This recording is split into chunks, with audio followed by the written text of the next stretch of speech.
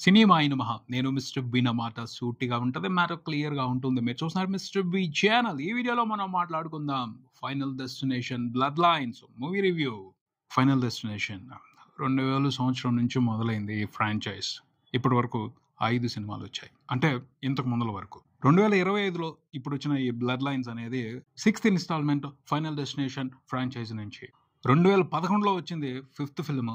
14 సంవత్సరాల తర్వాత ఈ ఫిల్మ్ వచ్చిందిప్పుడు.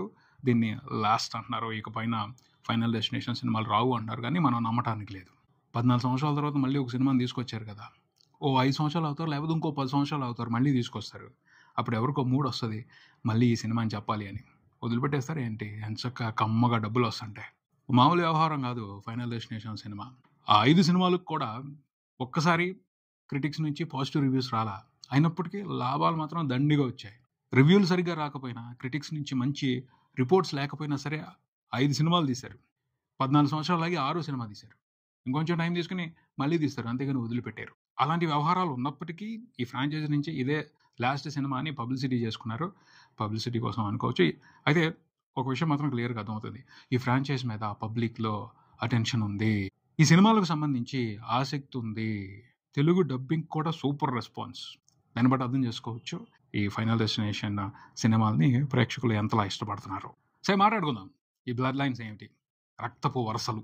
క్యాచీగా ఉంటది, స్ట్రాంగ్‌గా ఉంటదని బ్లడ్ లైన్స్ అని పెట్టారు.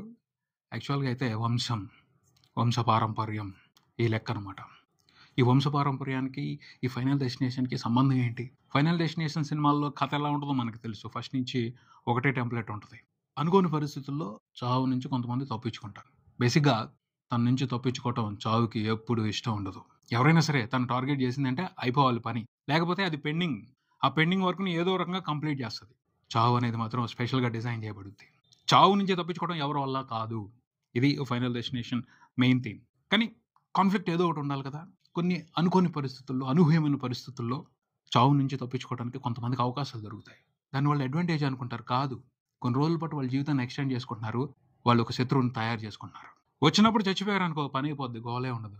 కానీ తప్పించుకున్నారు అంటే చావు వెంటాడుద్ది శత్రువు మాదిరి. ఎందుకంటే తన డ్యూటీ తను చేయాలి. తన పని తను చేసినప్పుడు తను హ్యాపీగా ఉంటది. అందుకని వదిలిపెట్టదు.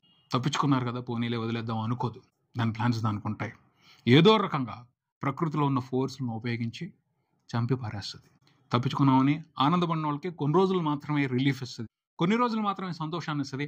ఆ తర్వాత ఎట్టి పరిస్థితుల్లో వాళ్ళని కంప్లీట్ చేసేయడమే దాని పని. దానికి కొన్ని రూల్స్ ఉన్నాయి. ఆ రూల్స్‌ని ఖచ్చితంగా ఫాలో అవుద్ది. 5 సినిమాలు కూడా అలాగే వచ్చాయి. ఈ సినిమా కూడా అదే ప్రాసెస్‌లో వచ్చేది. కాకపోతే కథ కొంచెం మారింది. ఆ 5 సినిమాల్లో ఎలా ఉంటది? ఏదో ఒక ఇన్సిడెంట్ జరుగుద్ది.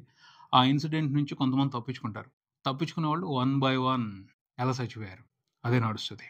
ఈ సినిమాలో కూడా అదే ఉంది. కాకపోతే ఇక్కడ కొంచెం కథని కొంచెం ఎమోషన్ జోడించి, సెంటిమెంట్ జోడించి చెప్పారు అని చెప్పొచ్చు. చావుకి పెద్ద ఛాలెంజ్ వచ్చింది ఇక్కడ. ఒక ఆవిడ ఇచ్చింది. తాను తప్పించుకుంది. ఓ పెద్ద ఇన్సిడెంట్ చాలామంది చచ్చిపోవాలి. ఆ అమ్మాయి మూలంగానే చాలామంది తప్పించుకున్నారు. వాళ్ళు హ్యాపీ మేము ఈ ప్రమాదం నుంచి తప్పించుకున్నాం అనుకున్నారు. కానీ వదిలిపెట్టలా. వెంటపడి వేటాడి ఫ్యామిలీస్‌ని చంపేసింది. కానీ ఒక్క ఆవిడ దగ్గర మాత్రం ఏమీ చేయలేకపోయింది. ఎందుకంటే చావు నుంచి కూడా తప్పించుకొని ఆవిడ ఒక చోటెళ్లి దాక్కుంది. చావుని దగ్గరికి రానివ్వలా. చావు ఎన్ని గేమ్‌లు వేసినా, ఎన్ని ప్లాన్స్ వేసినా, ప్రతి ప్లాన్‌ని ఎదుర్కొంటా బతికింది. దాదాపు 80 ఏళ్ళు బతికింది. అంత ఛాన్స్ ఇవ్వదు అసలు ఎప్పుడు కూడాను.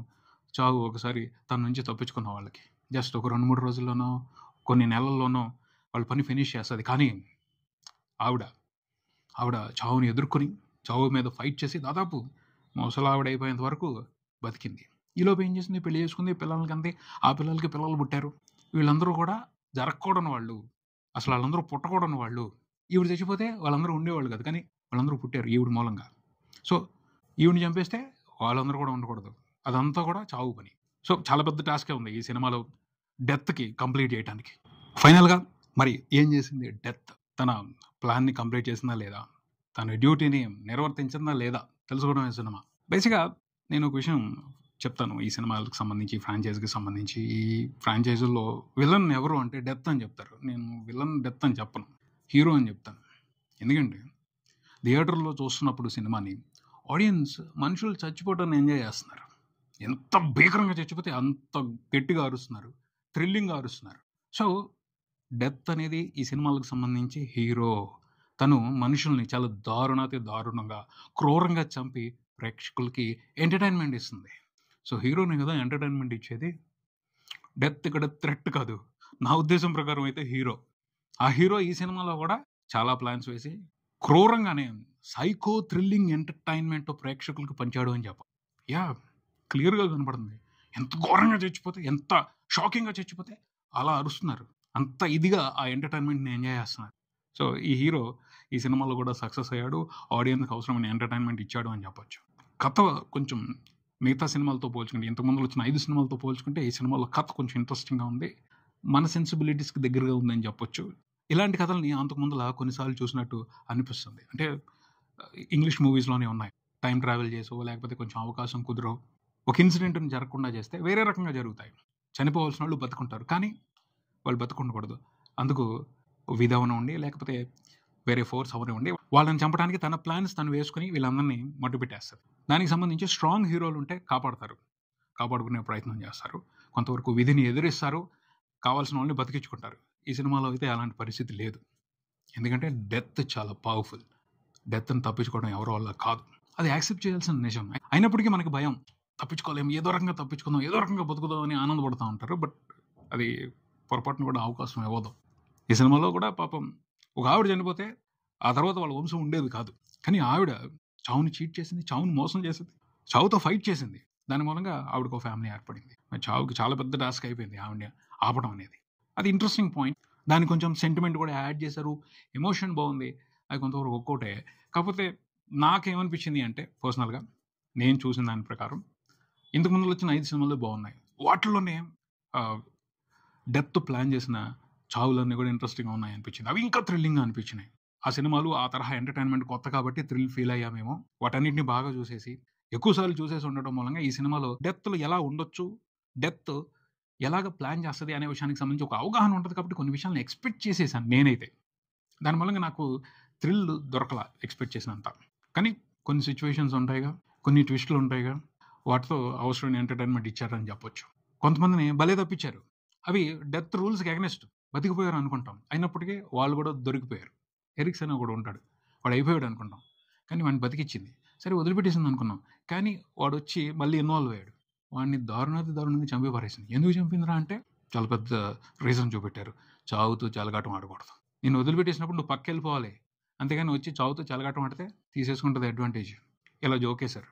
ఇలాంటి జోకులు కొన్ని ఉన్నాయి సినిమాలో, ఉన్నాయి. వాటిని ట్విస్టులుగా కూడా మార్చి చూపెట్టారు. ప్లస్ క్లైమాక్స్ అసలు నచ్చలేదు నాకైతే. క్లైమాక్స్ ఇంకా ఎఫెక్టివ్గా, ఇంకా ఇంట్రెస్టింగ్గా, ఇంకా స్ట్రాంగ్గా ఉండాలి, లేదు, చాలా కన్వీనియంట్గా కంప్లీట్ చేసుకున్నారని చెప్పాలి. ఫైనల్గా అయితే చెప్పాను కదా, ఈ సినిమాలో హీరో ఎవరో, హీరోనే గెలుస్తాడు, గెలవాలి, గెలిచాడు, అంతే. నేనైతే చెప్పేది ఒకటే, ఈ సినిమా టార్గెట్ ఆడియన్స్ని ఎంటర్టైన్ చేస్తుంది, కొత్త వాళ్ళని కొంతవరకు ఎంటర్టైన్ చేసే అవకాశం ఉంది. అంటే ఇంతకుముందు ఈ ఫ్రాంచైజ్ చూడని వాళ్ళు కొంచెం థ్రిల్ ఫీల్ అయ్యే అవకాశం ఉంది. బట్ నాలోగా ఈ సిరీస్ మీద బాగా ఇంట్రెస్ట్గా ఉండి బాగా ఎక్స్పెక్టేషన్స్తో వెళ్ళిన వాళ్ళు మాత్రం కొంతవరకు డిసప్పాయింట్ అవుతారని చెప్తాను. నాకు సంబంధించి అయితే నేను ఎక్స్పెక్ట్ చేసినంత లేదు, నేను ఇంకా చాలా ఎక్స్పెక్ట్ చేశాను, బట్ ఆ మూమెంట్స్ అవి లేవు. బట్ ఇలా ఈ సినిమాతో ఆ ఫ్రాంచైజ్ని ఎండ్ చేసేస్తారంటే మాత్రం నేను ఒప్పుకోను. ఇలాంటి సినిమాతో ఎండ్ చేయకూడదు, ఇంకా మంచి సినిమాతో ఎండ్ చేయాలి, ఇంకా మంచి థ్రిల్తో, ఇంకా మంచి ఎక్స్పెక్ట్ చేయని షాకింగ్ మూమెంట్స్తో ఈ ఫ్రాంచైజీని ఎండ్ చేయాలి. అంతేగాని ఇలా ఎండ్ చేస్తే మాత్రం కరెక్ట్ కాదని చెప్తాను.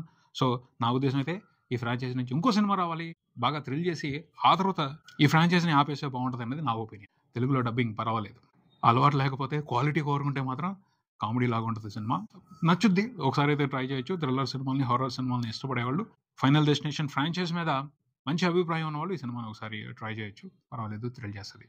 That's it. ఇది ఇక్కడికి మరో వీడియోతో మళ్ళీ కలుద్దాం. ఈ వీడియో మీకు నచ్చితే లైక్ చేయండి, మీ ఫ్రెండ్స్తో షేర్ చేసుకోండి, మీ అభిప్రాయాన్ని కామెంట్ చేయండి, ఈ ఛానల్ని సబ్స్క్రైబ్ చేయండి. నేను mister V, keep watching mister V channel. Thank you.